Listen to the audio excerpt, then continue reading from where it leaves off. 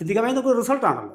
Result വരുമ്പോൾ കഴിഞ്ഞ തവണ IB സതീഷ് നേരത്തെ തനിക്ക് ഉണ്ടായിരുന്നതിലും വലിയ ഭൂരിപക്ഷത്തിലാണ് കഴിഞ്ഞ കണക്കുകളിലേക്ക് നമുക്ക് വരാം.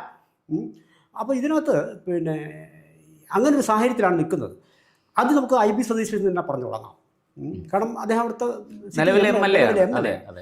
അപ്പോൾ ഈ IB സതീഷിനെ സംബന്ധിച്ചിട്ട് അദ്ദേഹം ആദ്യം കാട്ടാക്കടയിൽ നിന്ന് വിജയിക്കുന്നത് 849 വോട്ടുകൾ. 2010 നമ്മൾ നോക്കണം. ശക്തനായ ശക്തൻ.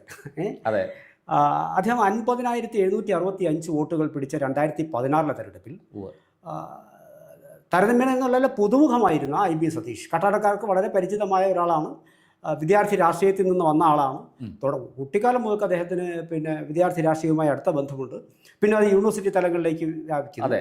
അങ്ങനെ വളരെ കൃത്യമായ ഈ പൊളിറ്റിക്കൽ വഴികളിൽ കൂടി നടന്നു വന്ന ഒരാളാണ്. കാട്ടാക്കട മണ്ഡലത്തിൽ അദ്ദേഹത്തെ പരിചയപ്പെടുത്തേണ്ടെന്ന ആവശ്യം ഇല്ല. അപ്പോൾ അത്തരത്തിലൊരു സാഹചര്യത്തിൽ അദ്ദേഹം നിൽക്കുമ്പോൾ അദ്ദേഹത്തിനെ ആദ്യം ഉൾക്കൊള്ളാൻ ജനം അധികം പെട്ടെന്ന് മടിച്ചു എന്നുള്ളൊരു തെളിവാണ് 849 വോട്ടുകൾക്ക്.